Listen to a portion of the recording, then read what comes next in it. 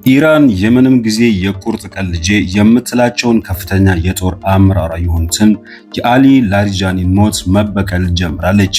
የኢራኑ እስላማዊ ዘብጓድ የእስራኤል ዋና ከተማን ጨምሮም በሌሎች ታዋቂ የሀገሪቱ ከተሞች ላይ ከመቶ በላይ ኢላማዎችን በተሳካ ሁኔታ መምታቱን አስታውቋል።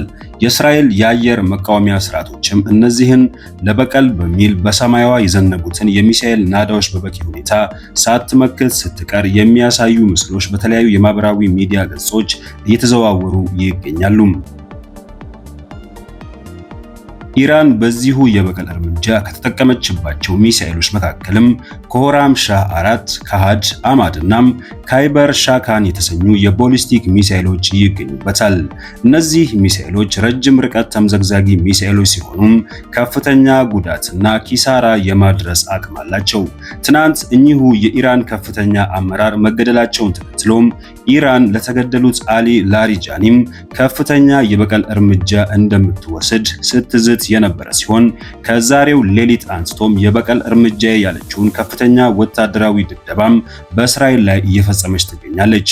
ጥቃቱን ቴል አቪቭን ጨምሮ በርካታ በዙሪያዋ ያሉ አካባቢዎች ላይ መጠነኛ የሚባል ጉዳት ያደረሰ ሲሆን በራህማት ጋህ አካባቢ የተገደሉ ሰዎች እንዳሉም የእስራኤል ሚዲያዎች ዘግበዋል።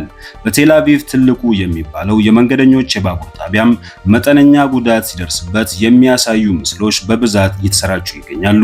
በዋና ከተማዋ ቴል አቪቭ ከፍተኛ የአደጋ ጊዜ አላርሞች ሲሰሙ የነበረናም የቴል አቪቭ ሰማይ ዝናብ በሚመስሉ የኢራን ክላስተር ተበታታኝ ሚሳኤሎች ተሞልቶም የአየር መቃወሚያ ስርዓቶቿ ያለ እረፍት ሲወነጨፉ የቻሉትን ሲያከሽፉ ቆይቷል።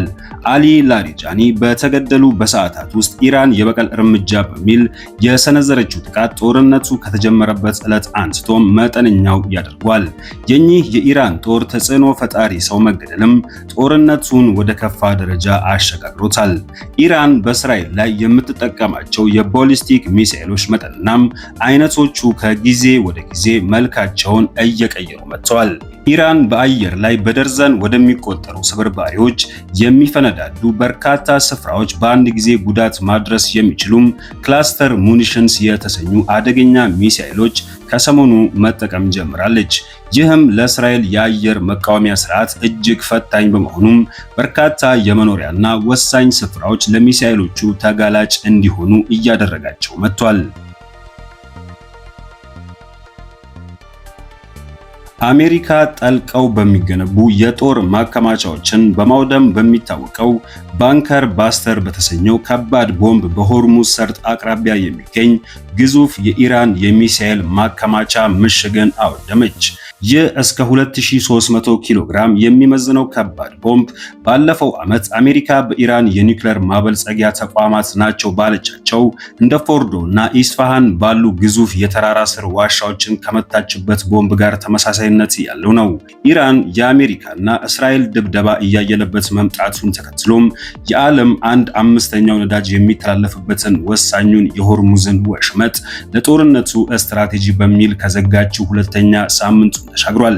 የአሜሪካው ፕሬዝዳንት ዶናልድ ትራምፕ ይህ ወሳኝ የሆነው የሆርሙዝ ወሽመጥ ለመክፈት እንዲረዷቸው ለኔቶ፣ አውሮፓ ህብረት፣ ጃፓንና አውስትራሊያ ተማጽኗቸውን ቢያቀርቡም አገራቱም በትራምፕ ሐሳብ ሳይስማሙ ቀርቷል።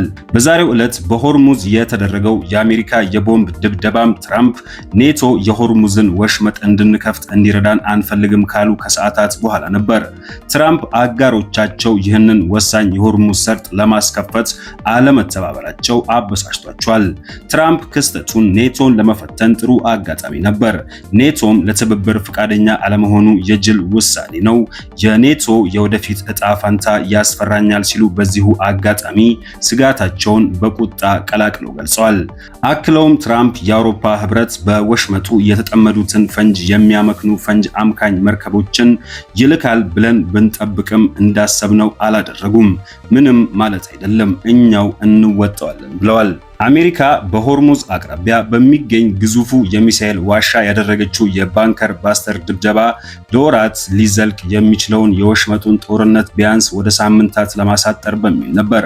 ነገር ግን የኢራን የፓርላማ ተወካይ የሆኑት ሞሐመድ ባጌር ጋሊባፍ ጦርነቱ ቢጠናቀቅ እንኳን የሆርሙዝ ሰርጥ ነገር ፈጽሞ ወደ ቀድሞው አይመለስም፣ ወሽመጡ እንደተዘጋ ይቆያል ሲሉም ነገሩ የባሰ እየከፋ እንደሚሄድ በግልጽ አስጠንቅቀዋል። የእስራኤሉ መከላከያ ሚኒስትር እስራኤል ካትዝ ለአያቶላ አሊ ካሚኒ ቅርብ የነበሩትን የኢራን የስለላና ደህንነት ሚኒስቴር የሆኑትን እስማኤል ካቲብን መግደላቸውን አስታወቁም። እስራኤል የኢራን ከፍተኛ አመራሮችና ጀነራሎችን አድና መግደሏን የቀጠለች ሲሆን በ24 ሰዓታት ውስጥ ብቻ ለኢራን መንግስት ቁልፍ የሆኑትን አሊ ላሪጃኒን፣ ጎላም ሬዛንና እስማኤል ካቲብን ልትገደል ችላለች። በኢራን ባግዳድ የሚገኘው የአሜሪካ ኤምባሲ በድጋሚ የተመታ ሲሆን ዩናይትድ አረብ ኤሚሬትስ ከኢራን የሚወነጨፉ ድሮኖችን ማስተናገዷን ቀጥላለች። ኢራን በቀጠናው የምታደርገውን የአየር ጥቃት የቀጠለች ሲሆን በርካታም ከፍተኛ ድምፅ ያላቸው ፍንዳታዎች በዩኤኢ በዱባይ እና በኳታር ዋና ከተማ ዶሃ መሰማታቸውን ቀጥሏል። ዩኤኢ የአየር መቃወሚያ ስርዓቶቿን ተጠቅማም ከ2000 በላይ የኢራን ድሮኖችን ጦርነቱ ከተጀመረ በኋላ መታ መጣሏን አስታውቃለች። ኢራን ለእስራኤሉ የስለላ ድርጅት ሞሳድ ሲሰልል ነበር የሚል ክስ የቀረበበትን ግለሰብ በሞት መቅጣቷን የአገሪቱ መንግስት የዜና ወኪሎች አስታውቋል። ኩሮሽ ኬቫኒ የተባለው ግለሰብ በሞት መቀጣቱን በተመለከተ ዜናው ይፋ የሆነ ሲሆን የቀረበበት ክስና ቅጣቱ የተላለፈበትን ሂደት በተመለከተ ምንም ዝርዝር መረጃ አልቀረበም። ነገር ግን ለኢራን አብዮታዊ ዘብ ቅርበት ያለው ፋርስ የዜና ወኪል ባወጣው ዘገባም ግለሰቡ በቁጥጥር ስር የዋለው አሁን እየተካሄደ ካለው ጦርነት ጋር ሳይሆን ባለፈው ዓመት ሰኔ ወር ላይ እስራኤልና ኢራን ለ12 ቀናት የቆየ ጦርነት ባካሄዱበት ወቅት ነው። የሰብአዊ መብት ድርጅቶች የስለላ ክስ የሚቀርብባቸው ሰዎች ራሳቸውን የመከላከል መብታቸውን ኢራን እንደማታከብርላቸውና ነፃ የሆነ የፍርድ ሂደት እንደማይካሄድ ይከሳሉ። በተጨማሪም የኢራን እስላማዊ ሪፐብሊክ መንግስት የሞት ቅጣቶችን በስፋት የሚፈጽመው በተጠቃሚዎቹና በህዝቡ ዘንድ ጭቆናንና ፍርሃትን ለማንገስ ነው ይላሉ ሲል ከቢቢሲ ድረገጽ ያገኘነው መረጃ ያመለክታል።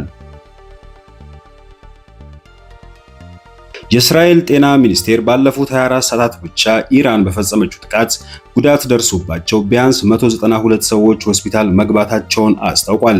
ሚኒስቴሩ እንዳስታወቀው ከተጎጂዎቹ መካከል አራቱ መካከለኛ ጉዳት የደረሰባቸው ናቸው። 177 የሚሆኑት ደግሞ ቀላል ጉዳት ያስተናገዱ ሲሆን በሆስፒታል ውስጥ ሕክምና እየወሰዱ ነው ብሏል። ቀሪዎቹ 11 ሰዎች ግን በምን ሁኔታ እንዳሉ የታወቀ ነገር የለም። ሚኒስቴሩ በአጠቃላይ ጦርነቱ ከተጀመረ አንስቶ እስካሁን 3727 ሰዎች ጉዳት ደርሶባቸው የሕክምና ክትትል ማድረጋቸውን ገልጿል።